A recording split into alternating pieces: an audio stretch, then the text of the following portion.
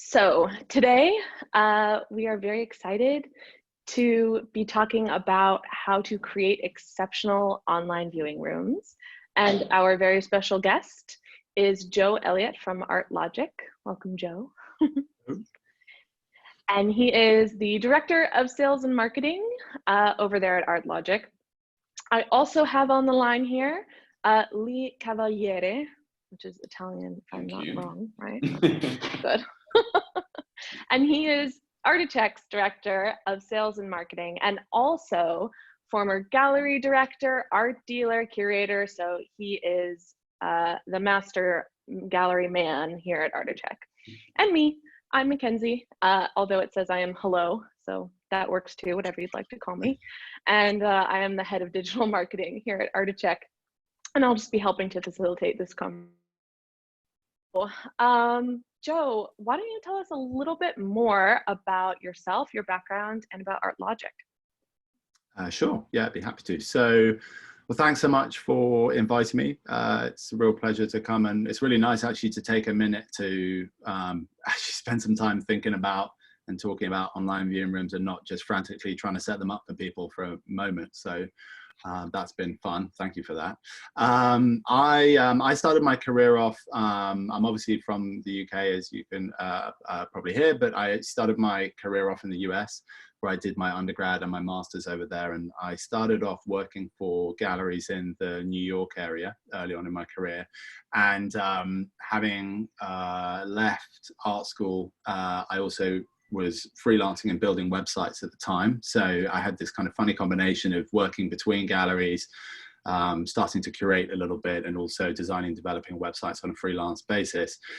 And that sort of naturally then segued me into becoming increasingly fascinated with art tech and increasingly frustrated with all of the systems I was encountering at all of the galleries that I was working at, and sort of a bit dumbfounded by it. So I started working for a company called Collectrim in art technology. They were based in New York. They were a startup at the time, eventually bought by Christie's, and then kind of have been reabsorbed into Christie's. It was a collection management software primarily. And I spent a year there, and then I transitioned over to come work for ArtLogic in 2012.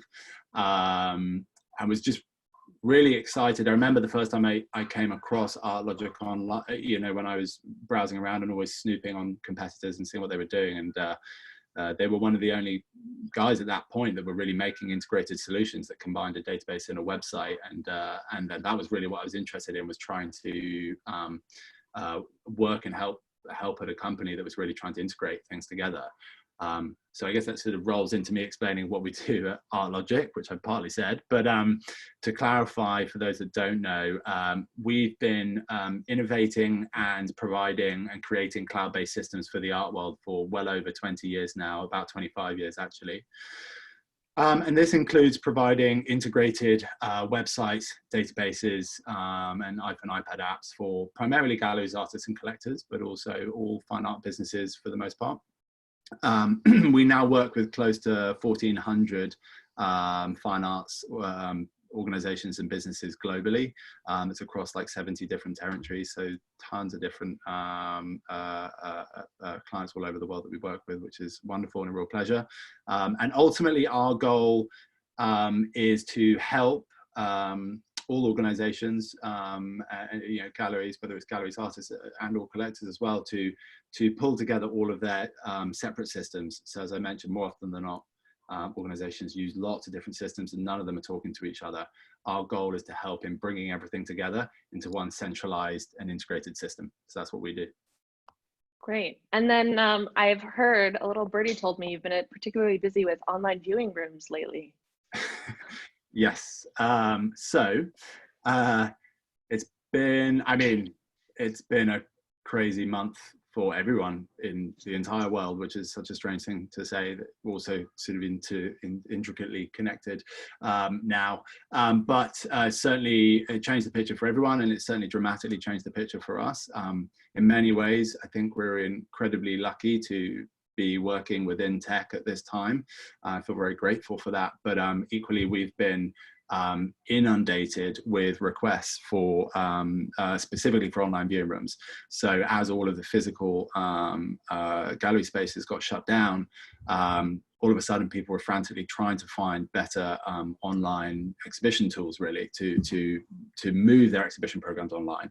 And luckily for us, we built our first online viewing room about 2 years ago for Christea Roberts.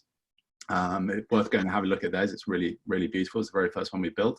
And we decided to kind of build, at the time, we decided to build an out-of-the-box option solution for online viewing rooms that was built into our template websites. And then all of a sudden, 4 weeks ago, we just got a flood of inquiries. And actually, it was quite interesting. We sort of realigned our entire company, even the database team in some regards, but focusing the whole company on trying to help roll out online viewing rooms to galleries. And actually what we, in a way, ended up developing a new product as a result, because we started for the first time offering what we refer to as like online viewing room microsites. So people didn't have time to recreate the whole website. They just said, I just need a viewing room. And we said, okay, great. Well, we can just set up a microsite. You can style it and put your logo and your fonts and stuff in, and it'll look much like your current site. So that's largely what we've been delivering for clients. And we've so far, in the past, just in span of 4 weeks, we've launched 18 online viewing rooms, which is incredibly exciting. Some of those, which has been amazing, some of those have gone live within a day or two, which is, we've never seen that happen before, ever. I mean, there are smaller than a whole website, of course, but, and we have 45 either in the process of getting set up or preparing to go live. So that's 45 that will be launching, I would think, within the next week or two, with another like 55 inquiries. So it's unlike anything we've ever experienced. It's been really exciting, really, really challenging. But I think we finally sort of this week starting to feel, you know, still a ton of work to be done, and lots and lots of people to help. But we're sort of getting there. More and more of them are launching, which is wonderful to see. Wow, that sounds incredible. Like an incredible experience that you guys have been going through over there at ArtLogic. Wow. Just a quick note for everyone who's watching. Please remember that we do have a Q&A section if you haven't joined us before. There's a Q&A section at the bottom of the Zoom panel. And if you click on that, you can actually put questions in throughout our whole discussion. So if you come up with a question 20 minutes in, 30 minutes in, then put it in there, and then we'll address them all, or as many as we can get through at the end. So please make sure that if you have questions, put them there, because otherwise they'll definitely get lost in the chat unless it's something that you're kind of wanting to put into the conversation, and then we'll try to bring in as many comments as we can. Okay, so let us first kind of go over some basics, right? Just so that everyone is on the same page when we go into our deeper discussions. Joe, could you kind of illuminate everyone, what exactly is an online viewing room? So I think in a way it's like a really good question, because I think there has been some confusion over this. We've seen some confusion even in the inquiries coming in, and I think some of the reason for that is that there isn't a completely clear-cut answer. It's a combination of a variety of tools, but I'll try to explain it in as clear a way as I possibly can, as we've learned what a viewing room is over the course of the past 2 years. In its simplest form, it really is just a highly curated online exhibition, to be completely frank. But they're generally far more immersive, thanks in many ways to dramatic improvements in web technology. So they're far more immersive, and therefore making the overall experience much more enjoyable and engaging. And additionally, they also tend to have much more highly developed multimedia content. So not just pictures, but also videos, but also a different variety of the types of images that you would have typically seen on websites. So from artworks to also install shots and shots inside the studio and so on. And all of that makes it in many ways much more engaging and much more captivating. And then from a more kind of practical and functional point of view, there are a few really specific things that I think have made what we refer to as like an online viewing room, and certainly made it different than, you know, a former online exhibition, for example. So those are, and I'll explain these in more detail later on, but just to outline them briefly now.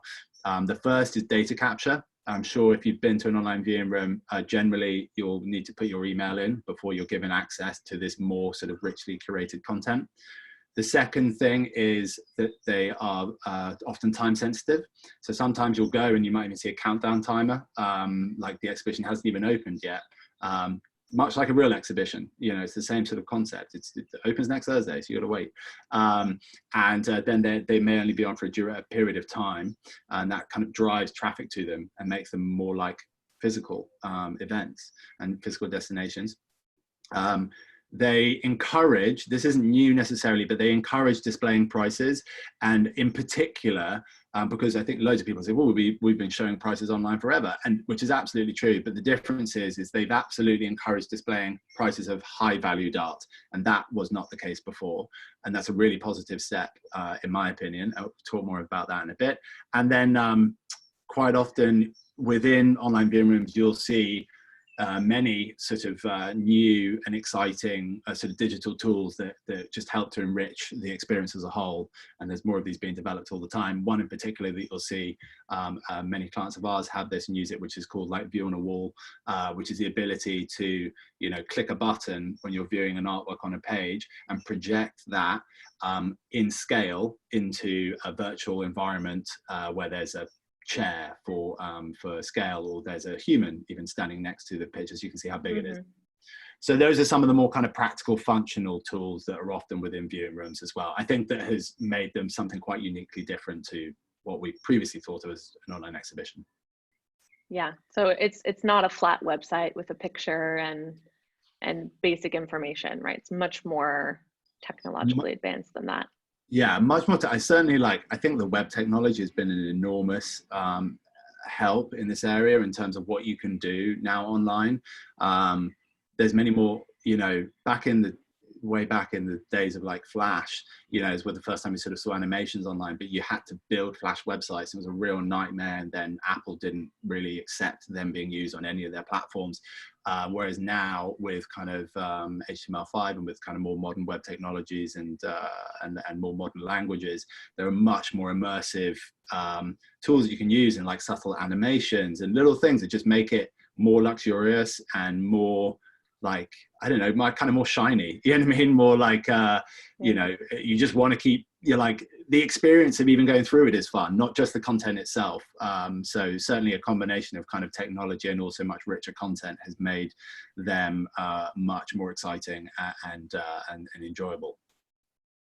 I think from, if I can just step in on that point, I think the content side of things from a visitor point of view and from a potential buyer point of view, the content thing is really key. I think what we're seeing with this kind of massive wave of, you know, the necessity of movement of works online finally, is that essentially the expert that's in the room in the gallery is having to be supplemented by information. I think what we were seeing before is that gallery websites, they're very basic. They're just, you know, there's information, yes, there's a couple of images, yes, there might be an artist bio, fine, but that's it. The idea of the website is to drive inquiries into the gallery, or rather to take the person into the gallery and then have them ask the person in the gallery itself.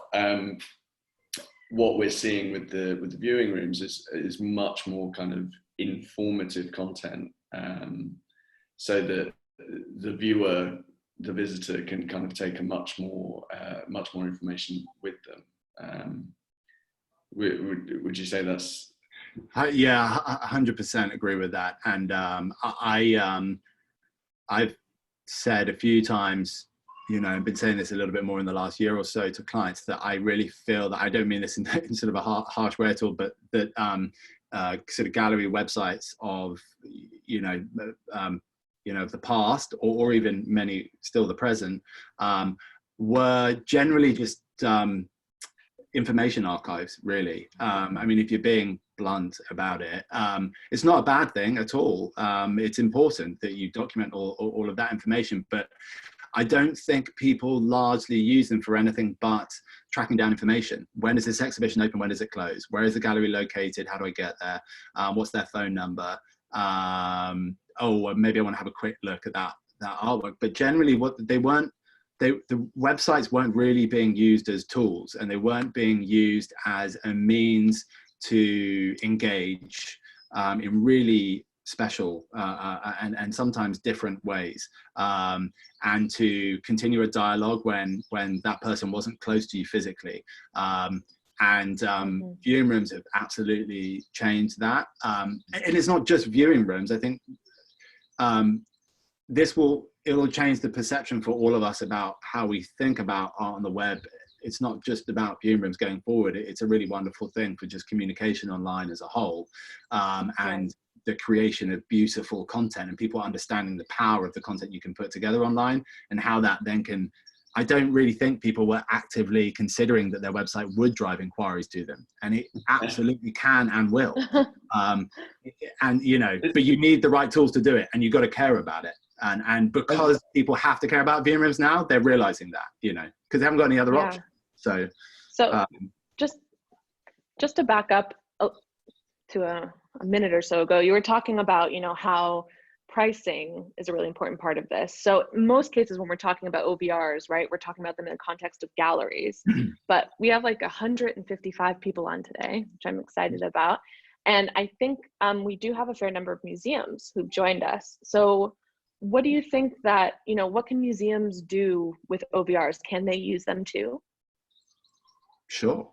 I mean, it's, you know, at the end of the, you know, the price thing is just has just to do with the, you know, the commercial market, and the fact that there has been a historic problem with a lack of transparency, and I can explain why I think it's a real benefit to have prices online. Happy to go into that. But then just removing prices, the same principles apply.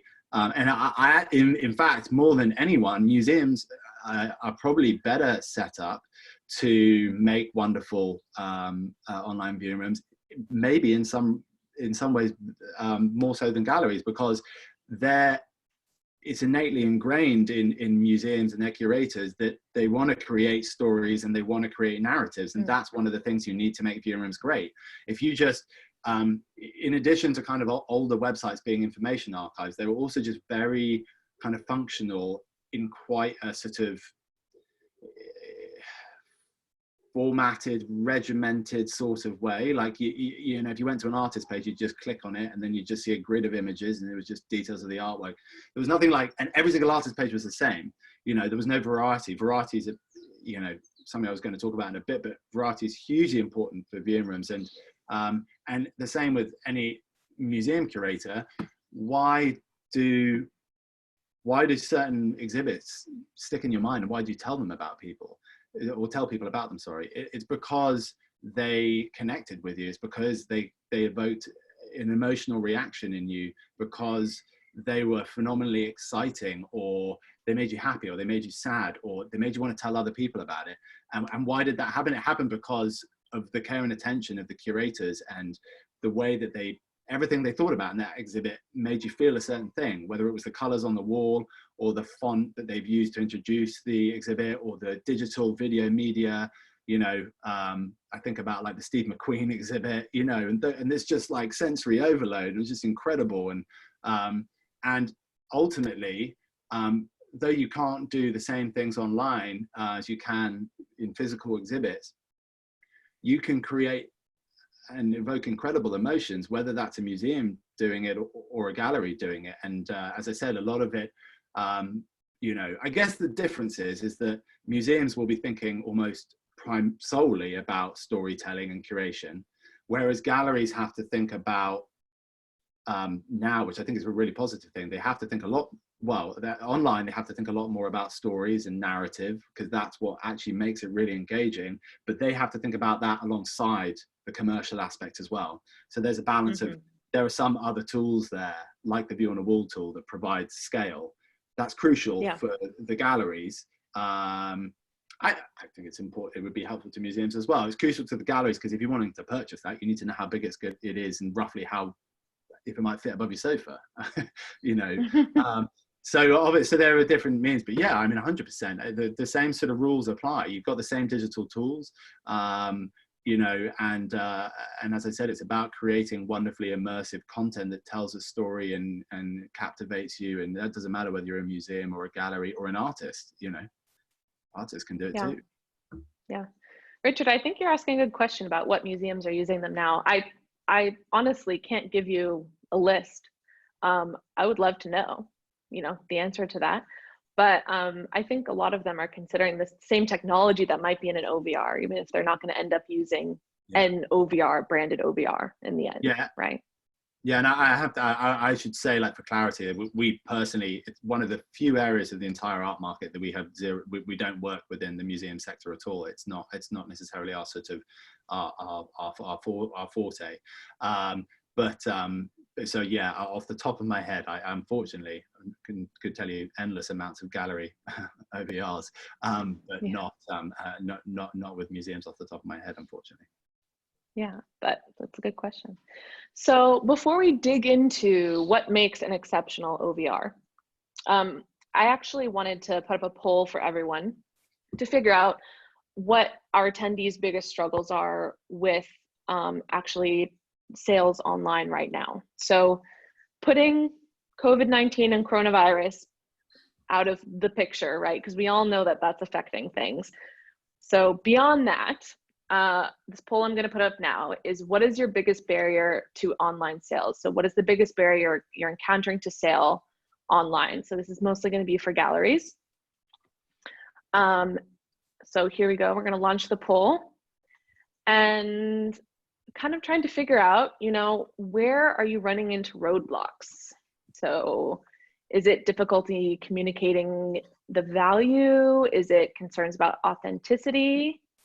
So we have the poll up. Please go ahead and answer. Yeah. Uncertain shipping. Are you having concerns about high quality images and video? Scale or size of the art? Maybe lack of in-person contact with an expert?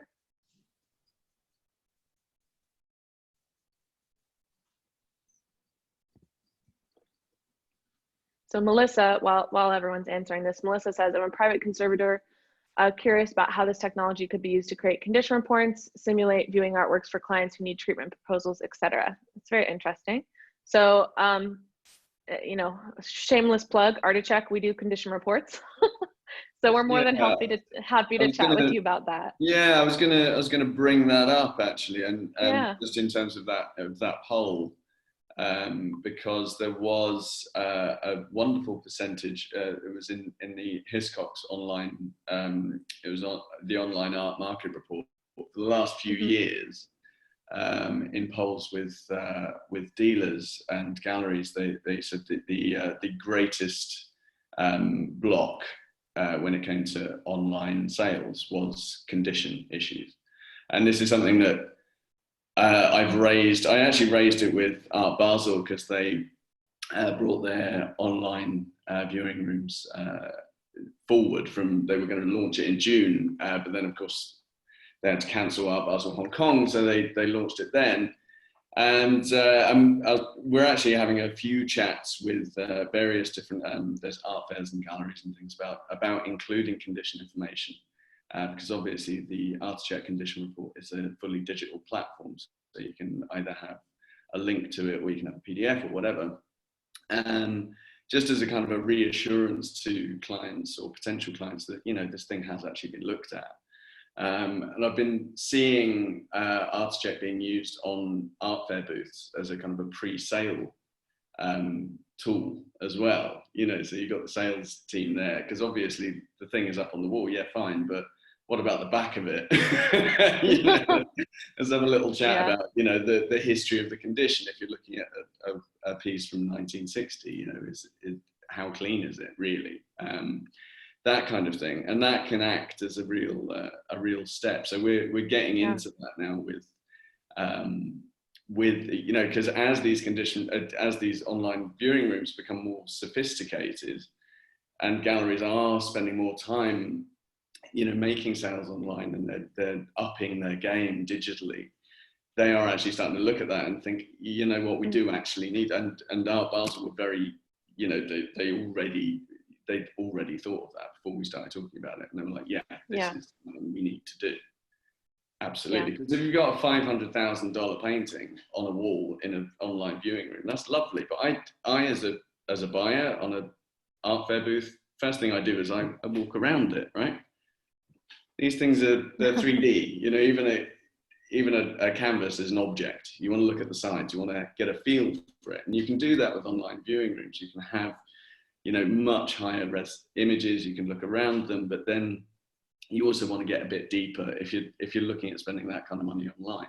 And I think I saw somewhere today that the average sale online is still pretty low. I think we're talking about $6,000–7,000, but it is climbing as more sales are being made, and as you know, the current situation is necessitating online sales more. So there is going to be a requirement from buyers for more information. Yeah, and also for Melissa, we're looking into video for virtual assessments. So that might be something that's up your alley.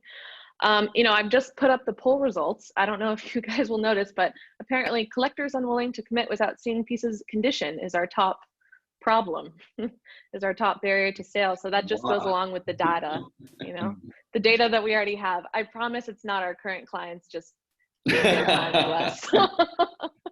Well, it is an issue, you know. I mean, I've been on art fair booths, you know, with the galleries, and I'd be in Hong Kong, Art Basel Hong Kong. We've spent, you know, tens of thousands of pounds to get there. I'm without sleep for a week because I've been working very hard, and I'm on the booth on a Sunday. I've got a 100, 200, 300 grand painting on the wall, and someone wants to know a bit more about the history. I don't have the condition report on me, so I've got to wait for the registrar to send it. The registrar this is on a Sunday, so the registrar isn't up for another 24 hours. So if that information then comes through and the client isn't happy with it, I've put it on hold for the client. Client doesn't want it, fair's over, I've lost a sale. I mean, luckily I don't think that ever happened, but we didn't deal with a lot of secondary market where it can be a bigger issue. But with higher ticket items, you know, clients are smart. You know, they've got access to information online now in a way that they never used to. You know, people know what auction results are. They can kind of get an idea of, you know, some of the information about an artwork. You know, the guardian of that information is no longer the gallery. And so the online viewing rooms, taking it back to that, is the, you know, the amount of information that you've got up there, that kind of content that is being provided is democratizing the movement of artwork to clients, and it is actually opening up the market in a way that it hasn't been opened before. Interesting. I was just seeing some of the whilst you were talking, Lee. I was looking at some of the comments coming in about that, and I think naturally, you know, which what one would expect, that you know, the lack of ability to be able to see the work physically in front of you is the massive downside of you know, of the online space. I think there are new tools that it can add, which is some of the really exciting stuff. It's like it's awakening people to some of the benefits and complementary benefits of the online space that they can bring in a much more longer form way.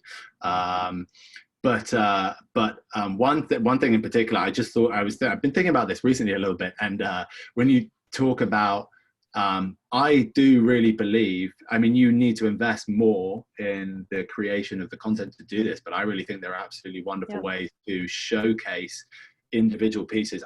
I don't believe I've seen this yet, but I'm relatively surprised I haven't seen more single artwork viewing rooms. I mean, I like really want to see it. You know, I want to see an old master gallery, a secondary market dealer.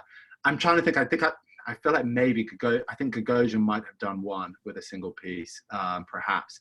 But like, there's so much opportunity to, like, you can get much closer to the idea of showing a piece in person, if it really is that precious and valuable to you, by creating a whole experience about this piece online that can involve video. It can involve, I've seen some old master dealers, which I think is really great, like actually posting on their Instagram feeds about restoration, and showing the process of it. And that's part of the story as well, and is interesting. And I think you can bring all those things together to really create something that is engaging, fascinating, even though it's not part of the artwork. Seeing something being repaired is interesting as well, but it's part of the history, and can create an overall story, another narrative, that is really interesting. I think oftentimes you might hear people talk about works that have gone, and the provenance of those works and where they've come through, and perhaps they were lost for years, and that all adds to it,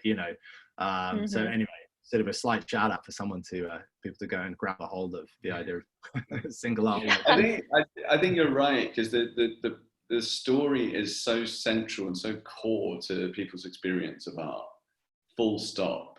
And I think, what you're saying about the video content being an option with viewing rooms, and we're thinking about it with the condition reports as well, as little things like filming it coming up the stairs, things like that can be part of the kind of the history of the provenance of the piece. But I mean, I've seen galleries like Tang Contemporary in Hong Kong did a walkthrough of the gallery. I think they had to close before the show was finished. So they just, this very well informed, very friendly woman walking around and, filming, had someone else filming it, and it was great. And I felt like I was in the gallery with someone who knew what they were talking about. It was really quick, really easy. It made me want to know more, because, obviously the camera moved away then. And I was like, but I wasn't finished looking at that. So actually, and those little things, they really do make a difference, and they bring the collector closer to the work. And, as a dealer, this is something I've always aimed at, is bringing those potential clients closer to the artwork, closer to the story, closer to the artist. I think you mentioned earlier on, actually, Joe, you were talking about, I think it was Marion Goodman's viewing room that you used as quite a good example of that. I don't know if you want to talk about that. Yeah, 100%. So they just launched their first online viewing room last week, I guess I was thinking about it when I was sort of preparing for today. I was thinking about it yesterday, actually, and in light of having looked at their viewing room, they did a wonderful job. And if you go take a look, maybe I think John, who's our marketing manager at ArtEvolve, just popped the link into the chat. Oh, yeah. But if you go take a look at it, it's a really wonderful viewing room. It's really beautifully curated and put together. And the first thing that you see when you arrive, so this is one of the things I think that really starts to show the power of, like, perhaps what online viewing rooms can do where physical exhibits can't in the same way, is you arrive at that page, and it's a Renica, I hope I pronounced this right, Renica Dijkstra photography exhibit. And there's also video as well. And at the beginning, you arrive at the page, there's about a 3.5 minute video. And naturally, these days as human beings, we're very lazy. We don't have much time on our hands. Videos are wonderful tools for grabbing our attention really, really quickly. And I arrived at that page and immediately was sort of captivated. I was listening to the artist, and next thing I know, I'd been through this wonderful walkthrough of the whole exhibit. And I realized after, and then having browsed through the viewing room and looked at the content and looked at the artwork in more detail, that I had perhaps in some ways, certainly, I'd learned more and experienced more from that exhibit. I happened to be at the gallery visiting them in March, right before all of this, Armory Week. It was like the last art fair before all of this, Armory and Independent. And then we were at the gallery and we had a meeting. And as often happens after the meeting, I had 10-15 minutes before my next meeting. And there was the wonderful Gerhard Richter show on. I thought, oh, brilliant. I'll run around, have a quick look, grab a press release, glance at the press release, read half of the first paragraph, thought, nah, I'd have enough time. I'm just going to run around and look at them, ran around and look at the works. Now, granted, by me looking at those works, there's that tactile, wonderful, you can never take that away, that personal, in-person experience of an artwork. I'm an artist myself originally. That's never going to go away. But what I lacked from that I got from the online viewing room is I got a personal tour by the artist around the works, and I learned more about those works than I have from most exhibits that I've been to in the past year or two.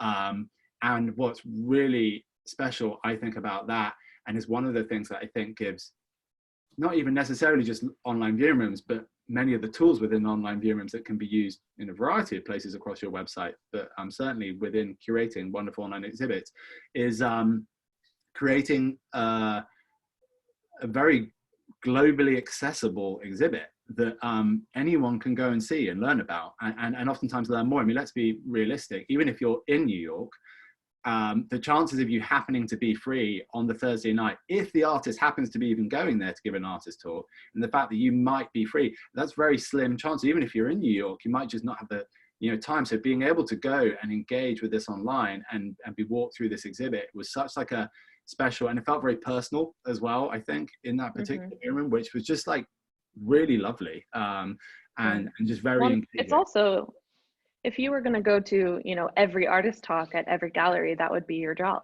right? You wouldn't have time to do anything else.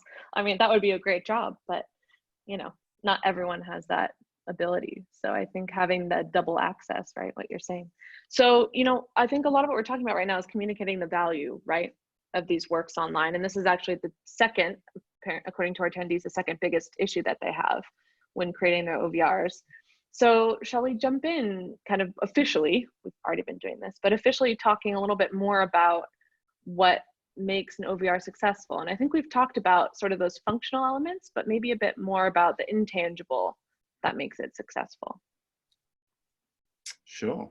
I'm just wondering if, okay, so I think this sort of leads into some of the intangible, couple of things that I'll just expand upon real quick. A couple of the functional things that I think are important for people to know about, because you will have seen them and I mentioned them briefly, but like, so data capture, you will have all seen that, I'm sure. Just to explain, because I think that's actually a really positive thing, can be, certainly, because you may think, oh, I'm giving away my personal information, but actually what it allows clients to do is to create targeted marketing initiatives, because immediately they then know that you're interested in that particular artist. That's actually more beneficial for visitors in the long run, I think, because as opposed to being emailed about all 15 artists on a roster, you just want to find out about the 5 that really appeal to you. So that's really great, I think.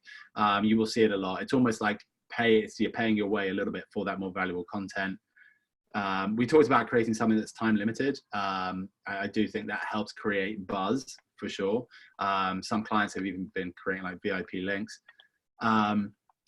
Just to touch on the reasons for showing prices, because we've had some interesting feedback from clients already and start to see some kind of new data on this. And in fact, you can see Goodman did this on the Reneke Dijkstra exhibit. And in fact, the first piece of press I saw about that, it was one of the first things they commented on, that they were surprised to see the prices on there. But what we've started to learn from clients is that is really, really helping to create much more legitimate inquiries. Sometimes it's creating less inquiries. But the reason for that is creating ones where people are genuinely interested, they're not speculative. So as opposed to inquiring about something that's completely out of their means, because they don't know the price, and then they're going to waste their time and your time as someone who works at the gallery. Those inquiries are much more legitimate. And the other really interesting thing is that it's dramatically reduced the amount of requests for discounts. And the reason for this is quite interesting.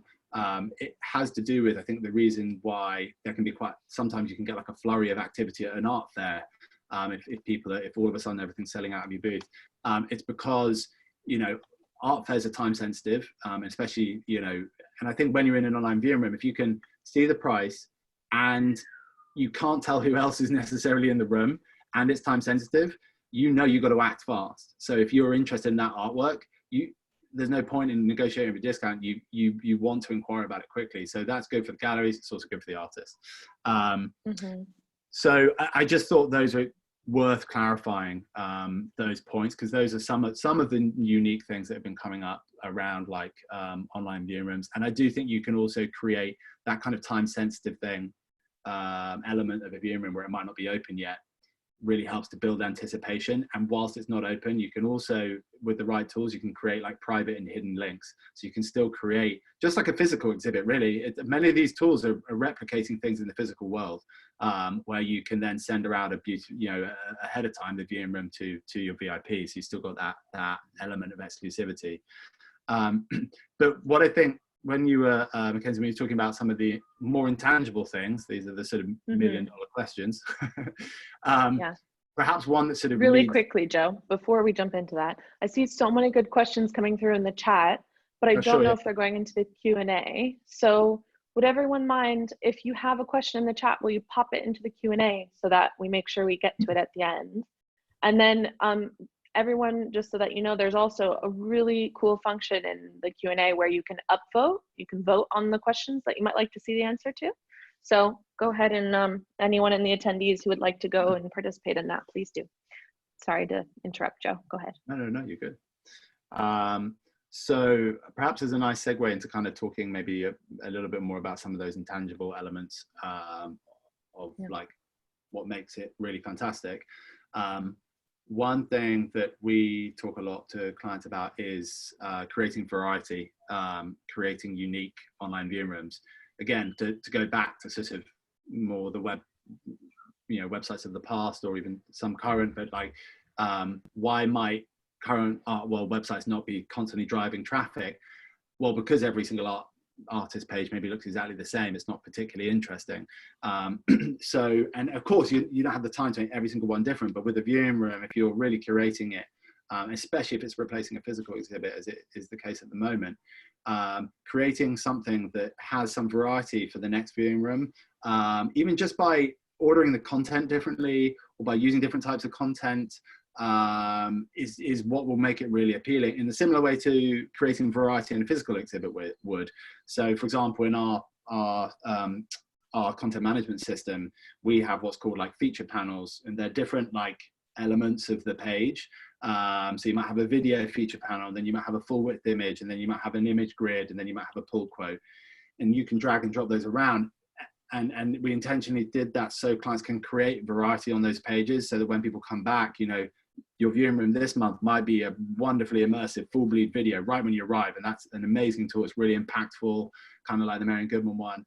But the next might be a selection of really beautiful shots from within the studio that tells more of a narrative about the way the works were created, which is also really powerful also. So if you can create variety, that I think will help enormously, and therefore also thinking about making something special, you know, that's what makes us remember exhibits, is when we go in and there's something just incredibly powerful. It comes back to the more emotional side of things again, I think. Like if it's something that we remember and it fires up our emotions in ways, whether it makes us happy or sad or whatever it might be. And so how do you create something special? Well, I mean, that's a I wish I could answer that question. If I could, I'd probably be very rich, but bottle it. You know. But you know, working, I think, closely with your artists and collaborating with them, I feel like I'm already starting to hear. I've been on some calls that have been really fascinating the past week or two that I've never been on before, where which is really exciting and a privilege, where I'm on calls with galleries and they're like asking our advice about what we think they should do with this content that they've been given by the artist. So it's like we're part, you know, have been part of the conversation and the collaboration there. And because they're really thinking about what the artist wants to show online and what story they want to tell and how they can help them tell that story with the tools available to them. So of course, you know, you need those tools available, but like if you have a structure that can create variety, that's how you make a narrative that's interesting. And it's much more honest as well. I think there is a dearth of knowledge about the artists in the frontline workers in a lot of galleries. And I remember when I was a director at the Fine Arts Society, we used to do this little project called West End Wednesdays, where I'd take the sales team around galleries in Mayfair. And one of my exercises for them would be to try and just see if they could buy something in a gallery and see how much fun they had with that, because it's actually very difficult, because the staff very rarely knew how much the work was in the first place.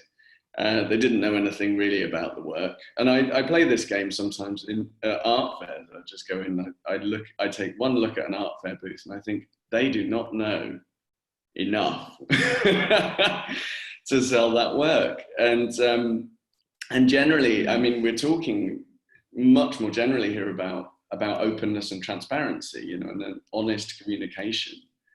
And this, you know, that across the board is going to make everyone's experience more interesting, and it's going to be, like you say, it's going to more honestly communicate the needs of the artist, which is more interesting for the visitor. It's more educational for the visitor. And, you know, in terms of where we come in, you know, with the condition reporting, the history, the provenance of the work, that is, you know, that legally speaking, that's becoming much more important. You know, it never used to be. You know, the gallery world has always prided itself on exclusivity and trying, you know, and keeping information to itself, and that is becoming more difficult for them. So this all feeds in. You know, this is this kind of the breaking down of those kinds of perceived barriers. It's all happening at the same time, and I think this is a major moment for that. Yeah. So we have about 12 minutes left. So let's go into just our last question, and then we can go into our Q&A. So I think the last thing that we want to talk about was, where do OVRs really fit into the broader scheme of moving the entire art world online? Well, it's definitely accelerated things. I really wish it had happened under different circumstances, but because of the circumstances, it has made people very rapidly realize what things they lacked to be able to do their job, perhaps when they are working from home. I think globally there's going to be a shift in all industries about concepts behind sort of working from home and, you know, trusting employees to work from home and so on and so forth. But most importantly, like a lot of fine arts organizations still work using offline systems, and it's really made them realize that literally that thing's physically in the gallery. So that's been a change for sure. It's I think it's also, well, it's forced people to have to use tools like online viewing rooms, and as a result, it's made them realize the power of some of the tools that they can provide, which they've just had to look at now. I think it's removed some of the fear around it as well, about it being really hard to use or difficult to put together, you know, or enormously expensive, you know, and those sorts of things. Yeah. So it's broken through some of those barriers for unfortunate reasons, but it's you know, I think there are, you know, communications and marketing managers around the globe just like dancing on the rooftops, because, and I've spoken to some of them, they are dancing, because it's like they've been saying, you know, I've heard some people say to me recently, they're like, we've literally been telling the gallery this for ages. Like, we've been trying to tell them that, like, let us make some other content, let us make some other things. People are interested in it and it will engage a wider audience and this, that, and the other. And they're like, I wish, you know, I think equally they're now being inundated. They're like, well, I sort of wish it was a bit, because everyone wants them to see everything. But it's helped them to people to sort of listen to that side of things and been forced to listen. And I do think that will have, that has legs into the future. It's not, you know, the analogy I mentioned before about like Mary Goodman and that the video at the top, and the fact that that can be accessed by people all over the world, and you know, and is so rich and engaging and educational. That in of itself is so powerful. You know, that tool is wonderful. And the thing is many of these tools before COVID hit, interestingly, when we used to explain viewing rooms, we primarily focused on two main uses. One was, which was its purest form, where the very first one was ever built by David Warner. They made it was a digital only, online only exhibition platform, was the very first viewing room. And what was interesting about that is because it was digital only, it drove traffic towards it in a way that a physical exhibit would. And I'm sure you've heard David want to talk about it being the sort of 7th gallery space and so on. And then the second function for it was as a complement to art fairs, because and this, you know, is similar to how I think it might be used in the future, because as a complement to art fairs, people realize, well, actually, you know, even though lots of people travel for art fairs, they are really exhausted by traveling so much to art fairs. And if I could just create a wonderful, branded, immersive, you know, sort of online viewing experience that most galleries still just make in a PDF. They make these manually and like InDesign. Like if I could make that online, then the people who couldn't make it could be really engaged. So those were sort of the two initial ideas that existed before the crisis. And now, of course, we have to use online viewing rooms because there's no option. But many of the principles that people were starting to play around with, and the ideas that were like gently bubbling along about like showing prices online actually has a positive effect. You know, if people can't visit physically, there are amazing tools that you can give them to actually genuinely encourage inquiries online and to educate people online. We've been forced into a world of having to use those tools now and realizing what they can do. And that's also shaping the technology. I mean, we've never seen, which has been so fun to watch, and like our web team, ArtLogic, like absolute hats off to them, because the innovations I've seen them make in the past 3-4 weeks have been astounding, you know, and you know, all trying to make it easier for clients to make content more immersive online. So yeah, sure, of course we all desperately want to go back to a world where we're walking around and enjoying wonderful physical exhibits again. But some of the complementary tools that people are learning about, I think, will live on into the future and will change the way we think about our communication strategies, digital marketing strategies as a complement to the physical exhibits.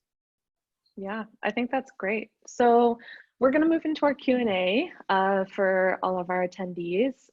We might go a little bit over just to answer some questions. Let's see, we have 25, so we'll get through as many as we can.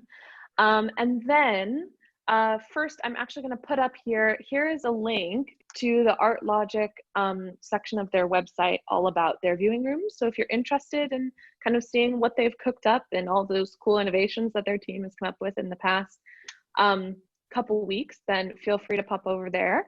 And then the other resource that I'm going to put in here now is actually a link to a little application that is for digital transformation sessions. So these are free 30-minute sessions that Articheck is offering to anyone who comes to our webinars, for any organization that's trying to bring some of their processes online. So if you need to figure out, you know, what software you should be using or how you should be digitizing different processes or different things that you're working on, we really want to be there to help you however we can, right? So we've done this before in many ways, and we have lots of other organizations that we know that we can connect you with. So please, please apply for that. It is completely free and a part of this larger ArtEvolve initiative. So what we're going to do now is go over some questions. I'm going to go over based on, I'm going to choose the ones based on how much they've been upvoted. So we'll go with Sage first. Would this technology be appropriate for a private virtual tour of an art storage facility for a potential future storage client who cannot visit the space in person? It would be essential to have security measures that would prevent screenshots from being taken and prevent them from saving it for future viewing. What types of security measures are possible in setting up the OVR? This is actually something I might be able to answer. We're actually looking at this for Articheck as a tool for verification of different spaces and things like that. I don't know if you have anything to add, Joe, but that's coming in July from us. Yeah, I mean, it's a really interesting question. It's not one that's kind of been put to us to this point, because, you know, primarily we're speaking to people more about the kind of commercial sides of their I mean, the shipping and storage is absolutely involved in that, but I guess the more front end kind of marketing side of things, I guess what immediately kind of makes that seem, and perhaps Articheck have some solutions to this as well, it sounds like they may do, is that what would make that challenging is, you asked about like screenshots. I mean, you're never really going to be able to stop someone taking a screenshot.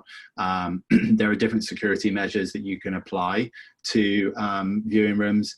we this is an interesting one because we do have the ability to put password access onto web pages, but we had to stop doing that for viewing rooms temporarily just because of the potential huge number of people that might be trying to access it at one time, and issues to do with caching, although we're looking into that from a technology perspective to see if we can put it back in. But you could still make a very private, hidden and secure URL and link. I mean, ultimately someone can still send that to anyone else they want, but equally someone could still send a link and a password to anyone they want. That's not going to prevent them sending it to people. And then, but then the biggest challenge, it seems to me, is that what you're talking about is something that's live streamed. That's not something that generally we've encountered or looked at doing yet in that sort of way. And perhaps it's almost more the sort of webinar type, like we're in now, webinar type of technologies that are potentially providing those sorts of tools, which, I mean, I think our whole perception of webinars and the way that we can communicate and the fact that we don't need to fly across the world to meet with one another is going to completely change from this whole experience in a really positive way. Yeah. Because look at how many of us are communicating right now. It's amazing. But so I don't unfortunately have an exact answer for you. That question hasn't really come up for us. And it's the live streaming aspect of it that to me seems that it would be a little tricky, but not necessarily impossible, but not within our remit at the moment. Yeah, I mean, Sage, if you're interested in, sorry, go ahead, Lee. Sorry, there's also the I mean, I'm not an expert on this either, but there is the VR element. I think Hauser and Worth have announced their VR gallery space, and I'm actually being asked to consult on a online museum, which is an entirely online museum, which can be accessed through VR. So there's various kind of, I mean, and security-wise, if you're going to create a complete 3D run-through of the space, then you can remove or add or block out certain things that you don't want people to see. So that's another side of things that I'll just throw in. Yeah. So Sage, if you have any questions about that, more than happy to, if you want to pop us a message, we can chat security and things like that. So we have definitely a lot more questions here. So Ari says, his first one is, how long does it take to create and publish an OVR? Well, we've seen them published as quickly as within, once we've delivered it, we've been a bit delayed on our ability to, just once people have been paid to actually, because we've got a line of them. So we've been a bit delayed in our ability to actually deliver them to clients. But once delivered, we've seen people go live as quickly as within 24 to 48 hours, which has been incredible. We've never seen that with websites before. Wow. Normally, the fastest before this for a website, I mean, granted, websites have more content, but the fastest before online viewing rooms was about a week turnaround for a website, which was pretty remarkable. So once delivered, it can take 24 to 48 hours, but as I said, it's taken us, sort of a week to, even a little longer than that to deliver some of these accounts to clients at the moment, just because of the line of people we got waiting. So once you got them, pretty fast though. Yeah. So can an OVR be linked to an existing website? So if a organization already has a website? Yeah, 100%. And that's what we've been doing almost exclusively at the moment. So some of our clients, funny enough, I can see a question coming up from Harry, who works for Stephen Freeman. And so they're an example of a client of ours like Marion Goodman, who we offer template websites and bespoke websites. And they happen to have been building their bespoke website just before everything happened and it launched. And so viewing rooms were already built in.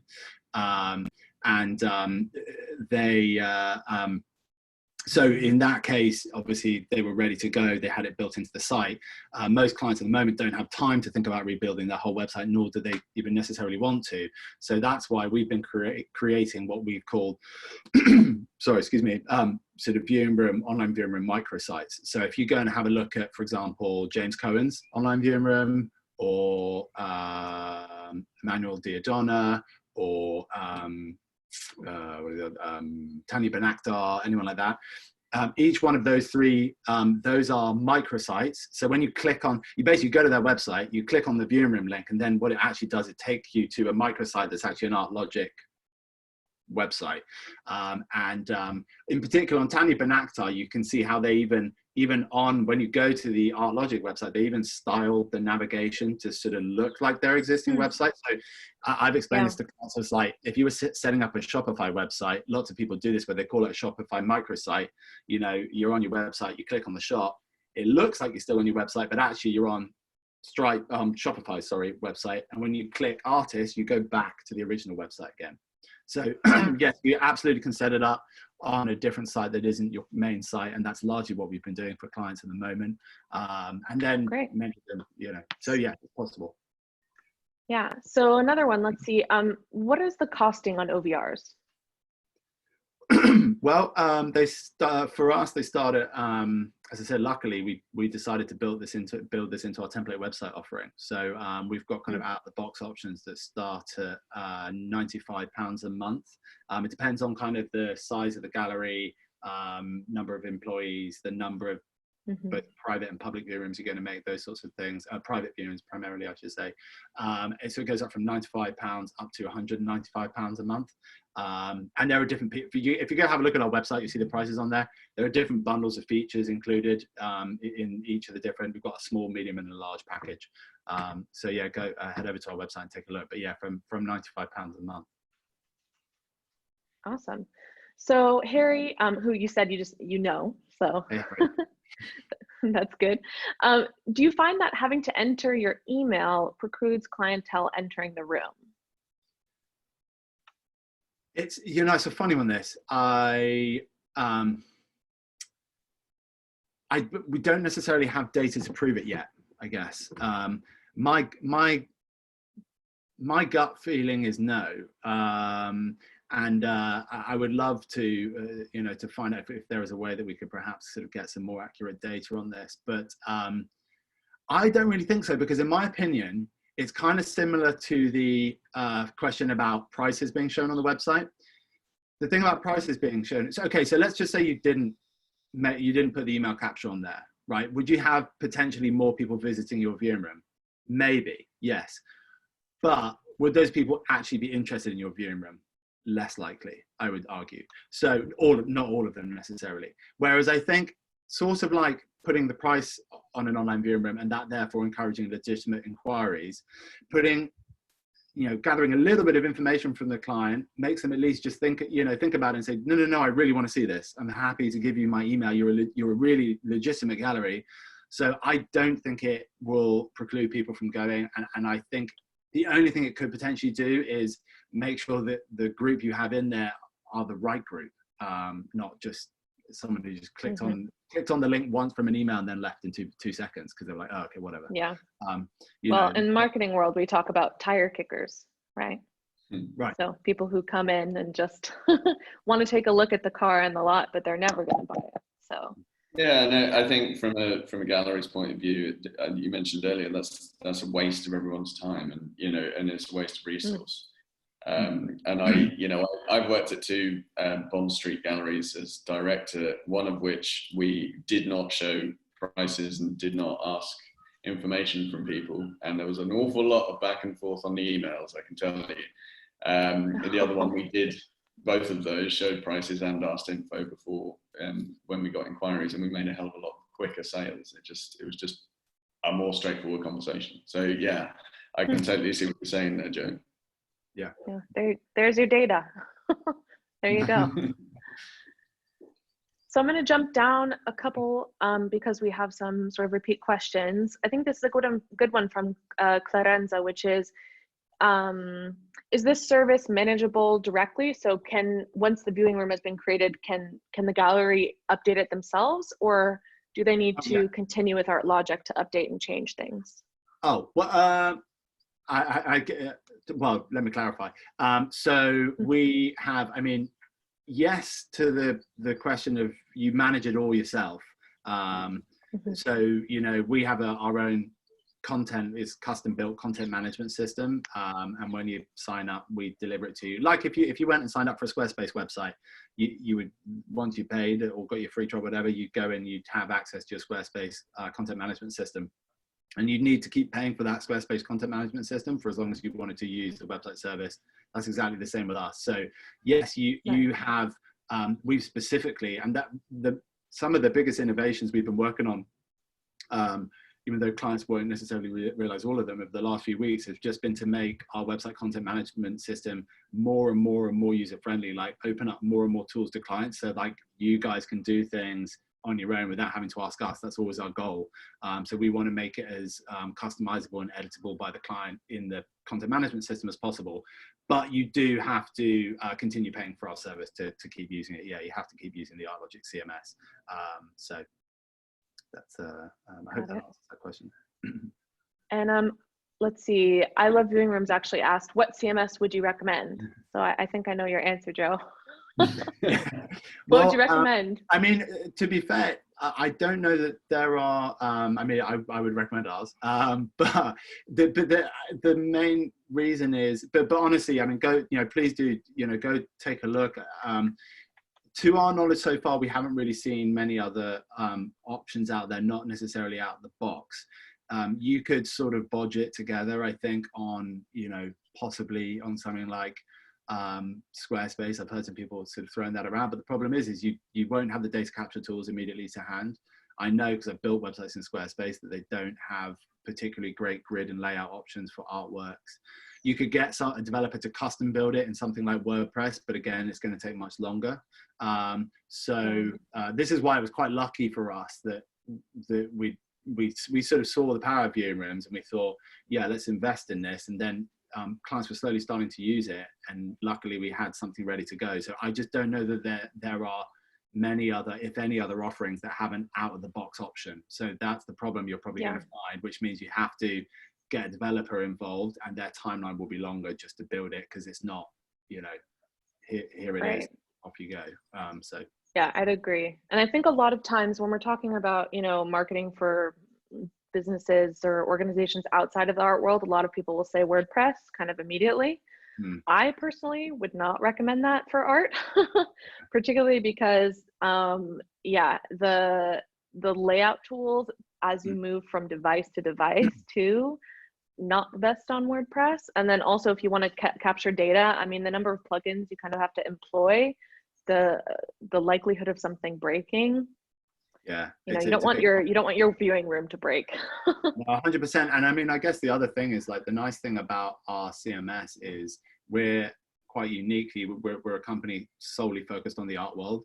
So that's why we custom built our CMS. We chose not to build it into something like WordPress, because we wanted to tailor something like so specifically built for the art world that it means that all of the tools within there are streamlined in a way that it will make your life so much easier, because it's all built around. So you don't have to think, you don't have to, like in WordPress, developers have to think about, well, how do I want to lay out an artist page? How do I want to lay out an exhibition page? How do I want to try and link those together? You don't need to think about anything like that with us. That's one of the nice things about our CMS. It's kind of ready to go for the art world, and with sort of close to 1,400 clients, people are just asking us all the time for new things. So that means as well that the content management system, we build it as a whole for everyone, and it's always getting better and better. So as over the last 3 weeks, we've been building in new tools.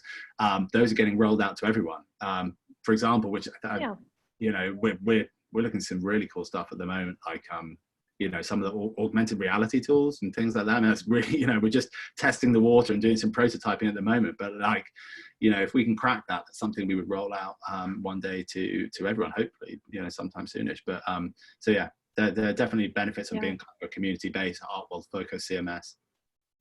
Yeah, and to be, completely, objective here, obviously there are also other OVR CMSs out there. So, there's a variety of them who sort of specialize in different areas, whether they're ones that go more in the museum direction, right? Which is not really Joe's space. So, wherever you kind of are in the industry, there's probably an art CMS out there for your niche. So yeah, totally fair. I hands up. I generally, when it comes to the museum world, I don't have much experience there at all. So apologies. Yeah. Well, one of them is like Artea, right? So we're actually looking into integrating Articheck with Artea. So there's lots of things out there that are available, which is exciting. I mean, it's great to have more than one art technology company that's becoming to be known. So that's really, I think, wonderful for the industry. So let's see, let's grab a couple other questions. Oh, well, Luke had a good point here. Mobile versus desktop, what suggestions might you make to help differentiate an OVR being viewed on mobile? Yeah, I saw that question. It's a good one. It's, I think with the level of, with an online viewing room in particular, because it's such a sort of immersive type of experience, like with reading really lovely kind of digital editorial pieces. Sometimes now, if you go to read those and you read them on an iPad or on a desktop, it can really be quite interactive and lovely, and you're naturally limited by the size of your screen. And that is just that's just fact. That's going to be the case with your, with looking at an online viewing room on your phone as well. So, I mean, we fully consider all of our websites are responsive. So we just have to scale down images. You're never going to quite get the same power that you will when you land on on your laptop or desktop or iPad, and a large video is playing straight away. But there are improvements already happening on mobile devices where you can start to sort of play videos automatically, things like that, which is really nice. So naturally you have to, where on a desktop you might have a grid of 2 images side by side or 3 images side by side, you're going to just have to collapse that into single images. So that does mean you're going to have a longer page. You're still going to have all the same content, but it might not, it's going to be more simplistic in terms of its design. It has to be for it to be sort of easily consumable, but you will be able to get all of the same content in there. It's just going to be a little smaller to view. So we have so many questions. We're not going to be able to get through all of them, but they're all really good. I think, let's see, let's do 2. This one's quick, and then we'll do sort of a nice wrap-up one. So do individual artists do their own viewing rooms, or is it always through galleries? We've just started getting a few inquiries. So not, oh,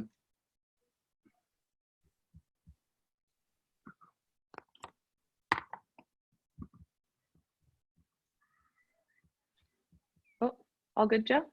Yeah, I think I'm back again. Sorry, that was really strange. What happened there? Just like it took me out of the meeting, then I joined. Anyway, yes, we've got a few inquiries from some artists, but not that many. I think the artists that generally have been really on top of their work, their websites, their digital presence, have engaged with this. So we haven't launched one yet, but we do have some we're speaking to, but nowhere near as many as galleries yet. But I guess the answer would always be, there's no reason why not, right? 100%. No, yeah, completely. And it's a huge part of our business, as I said at the beginning, is divided into galleries, artists, and collectors. But that's about 75% galleries, about 15% artists, 10% collectors. But interestingly, artists, even though it's only still 15%, has grown. Is the fastest growing sector from about 10 to 15% in just the last year or so. So we have so many more artists using our websites, and it's a huge part of our mission to support artists into the future. Many of our employees at the company, including Peter Chater, who's one of our 2 founding directors, is an artist. Myself, the head of the database team, Hannah, both Tom and Dave in our web development team. Tom is another director, are both designers. So we're really passionate about that, and I really encourage more artists to get stuck in, and I think we will see them starting to do more of this, and we really hope they do. I think we see that as well from our side and from the authentication side, and places, things like that, where artists are getting much more kind of involved early on with that artist, because it's easier for them to do it now. They've got the tools, digital. They've got access to all of that. So I think we were just having a conversation with Banksy last week. So it is a concern for artists, because they do see very early on, as things are leaving the studio, they're flying out into the world, and they might not see them again, but they do want to make sure that they're being tracked properly, and that the authentication is there, and that the condition checking is being done properly, and maybe they want to take that in-house, and if they've got the tools to do that, then they're more likely to do it. Yeah. Okay, so last question, which is kind of a wide-reaching question. So Miriam says, do you see the curator role shifting to a more digital role? So do you see curators becoming digital professionals? I certainly think that a portion of the curatorial team will need to, have digital knowledge. I think, but again, I think it's in the same way as, like I was saying before, like we're never, God forbid that we move all exhibitions online. That's the last thing I want to do. We want to do. We all want to go and experience art. There's nothing that's ever going to change that. It's about being complementary. It's about providing access. It's about providing a different type of content that we can go and see when we have time to see it.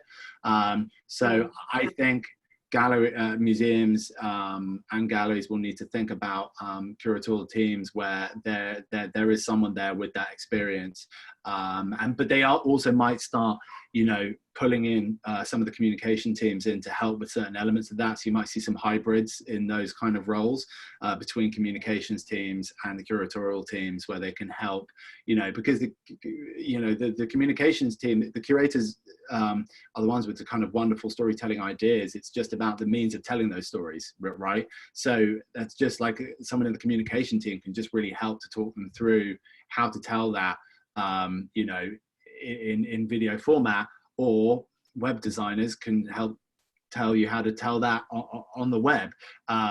So I think it will evolve, yes. But it doesn't mean to say that they would have to only, be curating online. I think we'll see hybrids, like we've already started to see that, the role of head of communications, and especially head of digital communication, I should say not head of communications, but head of digital communication, is definitely a much more new phenomenon in the art world. And we've started seeing it much more in a much more wide-reaching way, especially with some of our larger clients who have bigger teams. So there's definitely a shift happening there for sure. And I'm sure that we'll see that shake out in curatorial teams as well. Yeah, I think it's interesting as well. Just thinking about what you were saying about the meeting between curatorial and communications. And I was kind of laughing to myself, just thinking back to my days at the Tate and having conversations with curators, and, because I was in charge of, making them, the things actually happen in the gallery that were inside their brain. And sometimes they didn't practically, physically work in the real world, because they were very tied up with the concept. So it's quite interesting, because you've got the interpretations teams that are there to help get those ideas to the general public. And I think what's interesting with this is, again, these conversations that I've been having recently about online museums that exist purely online. And I'm having a conversation about potentially curating a show that is purely online, of works that exist in the real world, like Francis Bacon's, and that's an interesting one, because I don't know of anything that's happened exactly like that before, where it's a 3D space that you walk around in that has been curated. So it's an interesting kind of many-edged question, that one, because it's a question of how do you interpret this work online? How do you communicate that? And does the work actually exist in the real world? And it's an interesting one. There's things like Data Editions, which is an online video platform, for instance. That's one that's been around for a bit. Sedition is another one. And they do curated content, but it's pretty basic stuff, really. So yeah, it's an interesting question. I think definitely, like I think galleries and museums, as like people see the power of kind of the tools they have available online, as they always do, artists are going to respond. And we're already starting to see this with like more artists starting to think about digital only experiences, web-based only experiences. And I think this will aid that. So that will be interesting for sure. So that is an idea that will be fascinating to see. I'm sure we will see some of the first kind of museum exhibits where you don't even go to the museum, maybe. That's a crazy idea, but again, it provides accessibility to some of these museums that are incredible, that you can't visit unless you're actually there. So it's another means of democratizing access to the art world and to, you know, to all of these incredibly talented artists that we work with. Yeah, it's much different from the slides, you know, that I studied in my college degree. You know, that's how you would see the art from other parts of the world. I think that this is a very exciting new way to be exploring this. Although I'm biased as a digital professional, but yeah. So great. Well, you know, I wish we could answer all of these questions, but we have 21 left. So unfortunately, we're just going to have to say, you know, adieu to everyone. We're now 22 minutes over. So thank you to the 91 people who stuck around. We appreciate your ears and your attention. And thank you so much, Joe, for joining us. It was a fantastic conversation. And of course, always Lee, always a pleasure. And I hope that everyone has a wonderful Thursday evening.